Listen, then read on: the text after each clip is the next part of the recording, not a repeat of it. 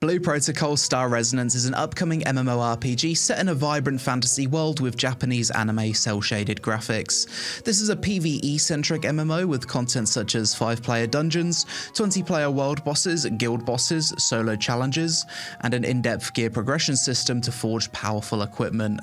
The game features a fast-paced action combat system with perfect dodge, and large open-world zones that you will explore as you journey through the game's story-driven MSQ.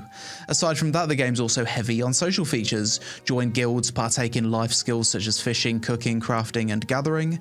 Enjoy multiplayer events such as group dancing, mount racing, patrol missions, and street theatre, as well as customize your character with an in-depth character creator combined with a vast cosmetic collection system that allows you to dye and outfit individual components. There's also a housing system that allows you to personalize your very own space and invite other players to visit. This video is sponsored by A+, so click the link in the description below to pre-register for Blue Protocol Star Resonance now. By inviting other new users, you can also enter a lucky draw for a chance to win epic rewards, including both in-game and physical items. Blue Protocol Star Resonance. Let's see if it's any good. Create a character, male and female. As this is an anime game, we need to make a beautiful waifu. A few different presets we can choose from, lots of different hair colors, some of them looking quite emo. Fine-tune things a bit if you want, although I kind of like that, to be honest. Customize your hair by doing the front, the back, and the crown. So you can basically combine 3 different hairstyles together, which is really cool. I like it when games take this approach to hairstyles. What's this? Oh. Very modest. Change your eyebrows, change your eyes, big anime eyes if you want. Mouth, I want to make her smile. She looks a bit miserable. Give her vampire teeth, why not? Eyeshadow, so we got some makeup we can mess around with. And we got some body sliders. This is where the important adjustments need to be made. We need to give her some cake. She's looking a bit flat. And if you want to, you can also save your character, share it, change the background of your little image, share. Happy with my character, let's continue. So next we're going to select a class. We've got the Verdant Oracle, which has 2 specs, Smite and Lifebind. This is a support class. And you're also given a difficulty rating here. Heavy Guardian, this sounds like a tank, which is referred to as guard in this game. Earth Forge or block spec. Marksman, range DPS. Falconry or wild pack. You got the Frost Mage, which has Icicle spec or Frost Beam, both mage DPS. Shield Knight, looks like he's throwing shields, another tank spec. The Wind Knight, oh, that looks pretty fun. 5-star difficulty, but uses a lance. You've also got the Skyward spec, also looks really fast. The Stormblade, oh, what is this? Is this a scythe user? Reaper Scythe, so this is the Lido / spec. Then you've got the Moonstrike spec. Yeah, both of these look really cool. And finally, you've got the Soul Musician, another support class. You've got the Dissonance spec and the Concerto spec. I've already made up my mind. I'm going Stormblade and probably going with Moonstrike spec. Confirm the class. Let's jump into it. Got ourselves a little intro cutscene. Character's looking cool in this swimming suit. What is that? Tentacles? And transition to cat. Oh, it was a dream. And we're in the game. This looks like my bedroom. Move around WASD. We can jump. We can double jump. We can dash with shift. Movement and controls super responsive. Scroll in and out with the mouse wheel. Character looks kind of hot. Read the letter. When you're ready, come downstairs. Behold the most radiant young girl in the crowd. Her brilliance eclipsing the stars. You'll know it's me. That was an arrogant thing to say. Gear, armor, and we've got our sword as well. Very anime. Apparently she saved my life and we owe her money. Oh, we've gone manga anime now. Big damage. Leave the tavern and hopefully get to some combat. Intro cutscene of the city. Fashion designers. Culinary district. Beachgoers. I like games with double jumps. I appreciate that. So let's go kill some stuff. Ariona, send me to the battlefield. Episode 1, beginning of the journey. Getting a bit of a tour of the city, joining the festival. Participate in the Thunder Demon Smackdown. Guess this is a little bit of a combat tutorial. So that's my left click. Nice. Got a number 1 ability. Got a number 2 ability. Wait, I've got all my abilities unlocked. Press R. Oh, that's my ultimate. Okay, so the tutorial's just giving me a taste of my class's combat, and it feels pretty good. Holy. Number 1, number 3, dash through it. Yeah, that's nice. Choose your favorite. Definitely the headphones. Wardrobe. Headwear. Whilst we're in the menu, let's see what other cosmetics we've got. Crown. Cat, that's cute. Dog. More headphones. Game's definitely got an element of a dress-up simulator to it. Have some wings if you want. A necklace, okay. You can even equip a ring. Weapon skins. There's only a few at the moment. How about full outfits? Hell yeah. Not bad. Maid outfits. Yeah, there's loads of outfits. Big mascot outfit. Yo. So if you're an outfit enjoyer, this game, it has outfits. Oh, that's a teleporter. And with this, we can view the map and also teleport over here. Now we leave the city and we're heading to the Estelia Plains. Bit of lore, information about the world. Okay, vibrant looking world, and the first thing it wants us to do is kill some goats. So will I get to keep all of those abilities that I had on the tutorial? Oh, I do. Okay. Oh wow, I thought this game was going to start off really slowly with me having like hardly any abilities and then having to build up to it, but I've even got an ultimate. Right off the bat. Nice. Okay, so the combat is instantly fun at the start of the game. I appreciate that, and it feels lightning fast. Normally, I dread the start of RPGs because they usually insult your intelligence by just not giving you enough abilities, and it's so slow, but now this game allows you to have fun straight away. Just a random chest out in the world. Rose gem. I'm talented. Arrogant response. Level 3. Attributes enhanced. Okay, and we've got a talent tree. I love the anime art style of this game. Super vibrant and colourful, cel-shaded graphics. And I love starting zones like this where it's super green, open plains. Very cozy. RPG starter zones are always my favourite zones. Look ahead. Oh, what is that? Talk to the snowman. She's just showing off her cosmetics. Perfect dodge. Perfect dodge.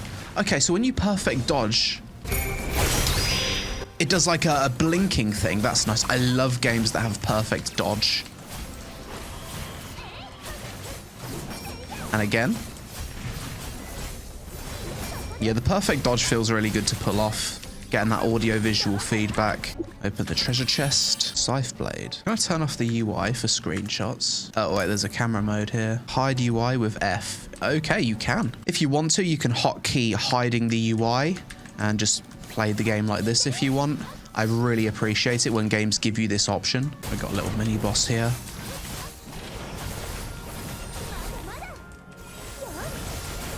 Decimated. What's this? Adventurer level. Do you get like rewards every time you level up? I think so. Go to the cliff ruins.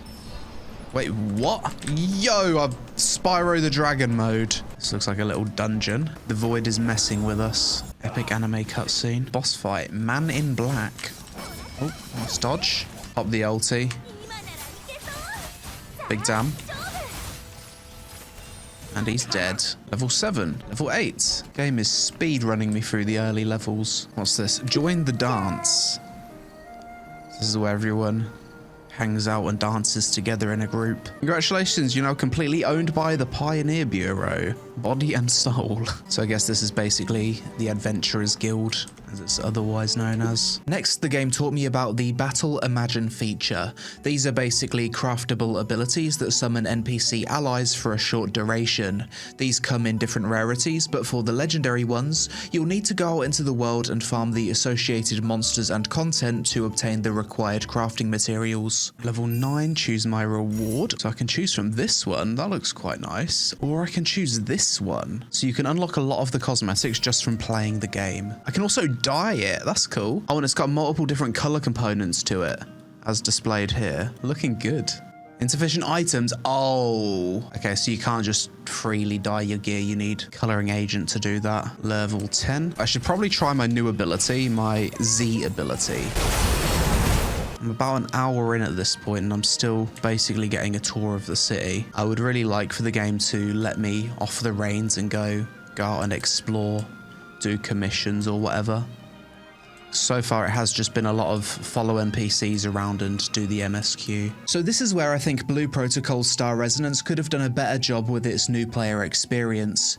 Intuitively, as a new player, you're just going to follow the main story and play the game with the assumption that if any significant features are unlocked, such as multiplayer dungeons, gear progression, solo challenges, and daily commissions, then the game would surely introduce that content as part of the MSQ once it's available, right? Wrong. The game does not do this. During my playthrough about an hour in, I started to lose patience with the MSQ because the gameplay to story ratio was about 90% cutscenes and NPC dialogue to about 10% gameplay. I was watching all the cutscenes initially, but after getting a taste of what was really fun, fast combat, I wanted the game to let me off the reins and give me a bit more freedom to explore the world and enjoy the combat. What the game didn't tell me was that around level 17 or so, you do start unlocking some of these PvE systems that you'll be doing at max level to improve your gear.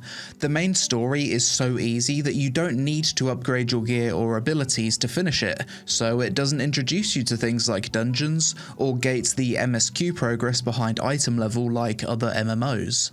I actually do think the main story should have included a tutorial for these new systems, as well as item level gates each chapter of the MSQ to break things up and make sure that players are dipping their toes into endgame systems before hitting max level.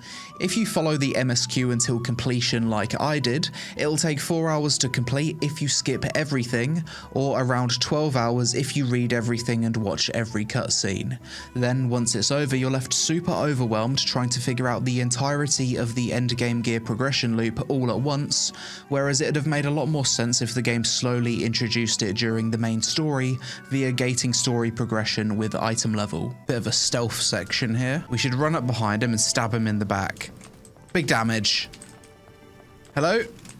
Oh, infiltration mission failed. Oh. Use the Terra Resonance ability. Resonance. Oh, and now I can jump and I can press Q. Ah, and that allows me to float up in the sky. That's cool. That's allowed me to float really high. I didn't know there was so much verticality to the zones in this game. That's pretty cool. There's like floating islands and stuff.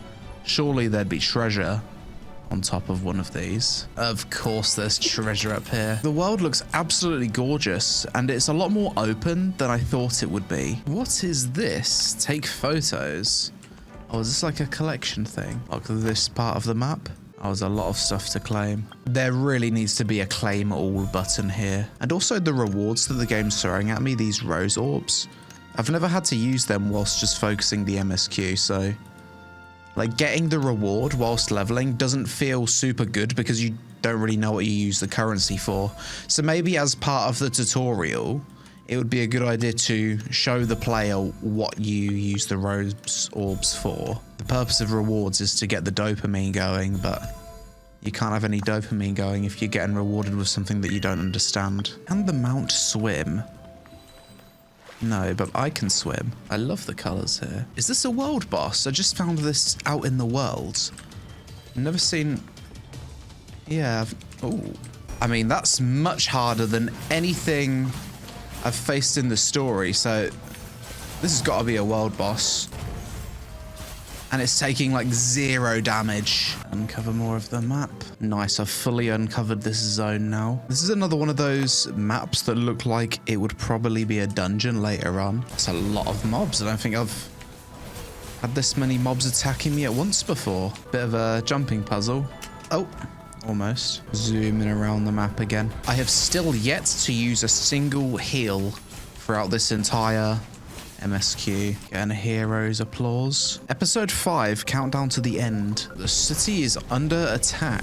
This feels like the climax of the MSQ. Level 60. I think that's max level. Very nice. MSQ final boss, Denville. Take the barrier, hold it up. Yeah, I think that works. He's getting very angry. Holy. That's kind of cool. Phase 2. Pop the LT. Big damage. Break his shields. Finish him off. Upon hitting level 60, the first thing I did was head over to the research facility in the town. This is where you're able to do dungeons and face multiplayer versions of the bosses you faced during the MSQ. There's 3 different difficulties: normal, difficult, and master. Normal mode is the only difficulty option that you're able to join solo with a team of NPCs, and it rewards you with a set of level 40 purple gear. When you progress to difficult and master modes, you'll only be able to enter matchmaking if you have the minimum gear score requirements. Nice, this is the kind of content I was looking forward to. The nice thing about doing this with NPCs is that you can just go at your own pace. It's good to see that the bosses here have actual mechanics. It's disappeared. Stand in the laser path to prevent it charging the core. The NPCs are taking care of that mechanic for me. I spent the next hour or so chain running the dungeons to obtain a full set of level 40 purple gear. During this time I learned that even on normal mode, if you fail mechanics you will get one shot, as shown here during the Tina boss fight. For one of the mechanics, she takes out a giant sword and clears the boss room. You need to go inside the wardrobe to pass through her blade safely, as well as pass a debuff to allies within a certain amount of time to avoid getting blown up. I also spent some time learning a bit more about the gear enhancement system. It seems like each piece of gear drops with a random amount of perfection. You can increase a gear's perfection via reforging to roll higher stats and re-roll attributes. It seems like there's a lot of RNG involved to obtain a truly powerful piece of gear in this game. Even the gear refinement system adds more RNG over time, with success rates getting lower the higher level you refine gear. Triple jump. Wait, the game never introduced this to me. Up to 5 jumps in total. Oh my god, so every 5 levels you also get movement abilities. This is the game's jumping system. I can just jump everywhere. That's actually really fun. I accidentally learned that I could do this from just exploring the UI. I can't believe this was never like introduced to me as part of the MSQ. This is quite fun though. And I can also float if I hold down spacebar. Well, that's good to know. How did I even find that? Where even was that? That was under adventurer level. Then it's at this part of the UI here. Something I wish I found out sooner was that by clicking on your character's ability score, you get a menu pop-up that details all the different components that determines your character's power. Your gear score is increased through your talents, skill training where you upgrade skills to level 30, then use skill books to advance skills even further, your equipped gear, your equipped modules, and your character's emblem, which is a set of nodes that you can level up for passive effects. Emblem progression is something that you'll want to be spending your season points on for time-gated resources that you'll pump into your nodes to level them up. So I've done a few dungeons, I've improved my gear quite a bit. Let's head out into the open world and see what content waits for us there. Let's head over to the features tab, and here we have daily, weekly, and leisure. So these are probably going to reward you with like daily upgrade mats. So we've got bureau commissions, and I can do 3 of those per day. Let's give this a try. Accept quest. Okay. Oh, so that's accepted all 3. Investigate the rift. Accept commission. Oh, this is like put me in an instance, I think. I actually have a time limit to finish this commission. It's counting down in the top right. Yeah, we got plenty of time. Shredding him. Nice. Commission complete. Give him the energy. The robot starts running. Commission complete. So I just need to obtain 100 points. Caught 1 boar. Earn 20 points. Oh, okay. Oh, that's really fast. So you just capture it after it charges. Daily commissions. That did not take long at all. So if you miss 1 day of daily commissions, it will just roll over for a few more days, so you're not going to miss out. Next to daily, we're going to do an elite hunt. So to do that, you open this thing here. It gives you a list of monsters. I'm going to go with this one because it's in the zone that's closest to me. So you track down the mob in the open world. And I guess you just farm it. Okay. Open elite chest. Ah, so this is what the keys are for. I'm really enjoying the jumping around the world stuff. It's pretty fun. Okay, another elite monster killed. Pioneer award unlocked. So let's open the elite chest, spend another key. So I guess you can just spam these for as many keys as you have. So aside from elite hunt, which uses normal elite keys, you've got boss hunt, where you go hunt down the world bosses, and that uses world boss keys. This I won't be able to solo. It's going to require lots of players in the open world to take these down. Aside from multiplayer challenges such as dungeons and world bosses, Star Resonance also has solo challenges too, in the form of Trial Path and Stim and Vaults. Trial Path is unlocked fairly early on, around level 19, with gear score requirements starting as low as 630 and increasing each level. This is some nice content to do during the MSQ to break up the story. Stim and Vaults is basically a tower mode that you'll start ascending at Endgame once you've farmed a full set of level 40 epic gear. Each floor gets increasingly more difficult, can be done either solo or with a party, and has some nice rewards used for crafting legendary battle imagines. What is this? This looks like a dungeon. Is that a different version? Towering Ruin. Oh, I see. So aside from the multiplayer versions of the dungeons with different difficulties, you've also got exploration versions of the dungeons where you go through it and you uncover all the areas, collect hidden things, uncover some lore. Life skills are another big part of Star Resonance and come in the form of botany, culinary, artisanry, mineralogy, alchemy, smelting, gemology, gem crafting, and weaving. You are able to unlock and level up each of these life skills, but the amount of actions you can take per day related to your life skills is limited by your stamina, which caps at 2000 and recovers 400 per day. Fishing is another life skill style activity you can do, but it doesn't consume stamina or level up, so it's not listed in the life skills menu. So each of these things only occur at set times, and you can check when the next leisure activity begins with the timer down here. Joined a guild. Guild center, what's this? After joining a guild, you can visit the guild center where you're able to level up the guild, put animated guild pictures on the wall, do guild bosses, submit items for guild freight, practice your rotation on training dummies, and take a guild portrait photo. So this is what the gacha looks like. Okay. Got the intense animation. Anything rare? Ooh, I think we got something. What's this? Is this what we... Oh. Limited mount, limited outfit. So the thing you're really pulling for are cosmetics, it seems. Little preview of what these cosmetics look like. Husbando with the ice cream. Is there anything I can just straight up buy off the store without any RNG? There is indeed. Maid outfit. This one, that's kind of cool. Let's go with that. Dye my gloves. Now we're looking good, like a proper gym girl. Okay, I think we got the thing that I was pulling for. Yes, it was the new cosmetic, looking revealing. And this is my new mount, and it's got a different animation to it. Oh, I've just realized this, but my new mount actually has abilities. So if I press number 1, oh, I can spam it. It's like a big bunny hop. Okay, then it goes on cooldown. I've got a number 2, I can hold it, and it does a big jump. Okay, so I guess like rare mounts have a full hotbar of abilities. Something that confused me during my playthrough of the MSQ was that around the world there seems to be monster camps with level ranges such as 1 to 10, 29 to 35, and so on. This didn't make sense to me at the time because I'd outleveled those areas with the MSQ without ever visiting them, but this is actually part of the game's monster hunt system. Each monster in the game has 3 sets of challenges with associated rewards, as well as dropping crafting mats. This basically gives you a reason to go out into the world and grind mobs while still being rewarded even at max level. I finished up my preview of Star Resonance by visiting all the zones in the game, uncovering the fog of war from every map, and unlocking every fast travel point.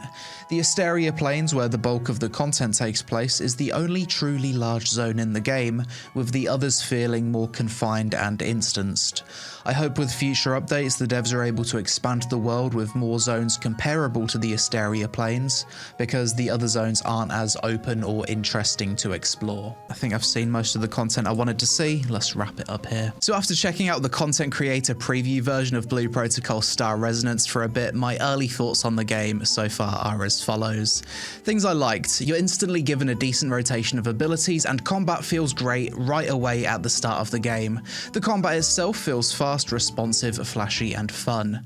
I loved the jumping system with new movement unlocks every 5 levels. The game has a beautiful anime art style. I especially liked the vibrant colours.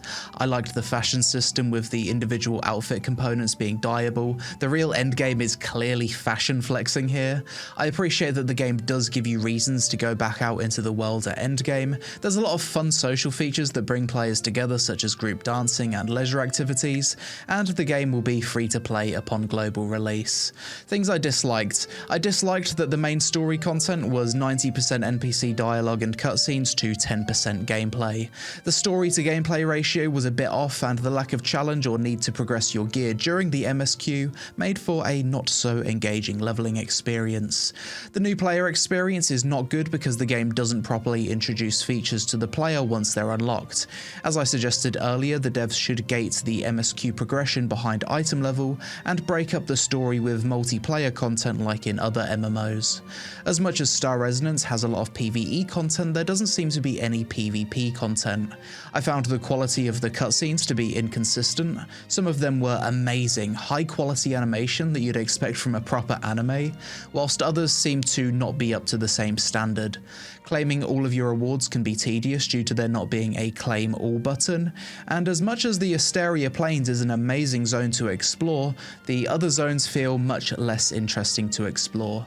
Overall, I think anime fans will enjoy Blue Protocol Star Resonance, and the game's only going to get better with future updates. For me, the biggest thing the devs should focus on for player retention is improving the new player experience to properly introduce new features and break up the main story, so new players don't make the same mistake I did of thinking you need to complete the main story before partaking in the other content. The main thing is that the combat feels good, the movement feels good, and the visuals are good, so it's a great foundation to build upon. But that's it for this video. As always, let me know your thoughts on Blue Protocol Star Resonance in the comments below, and thanks to the devs for sponsoring an honest preview of their game. Click the link in the description to pre-register for Blue Protocol Star Resonance now, and invite your friends for a chance to win epic rewards, including both in-game and physical items. Help us out with a like if you enjoyed the vid, social media on screen. Thanks for watching, and I'll see you in the next one.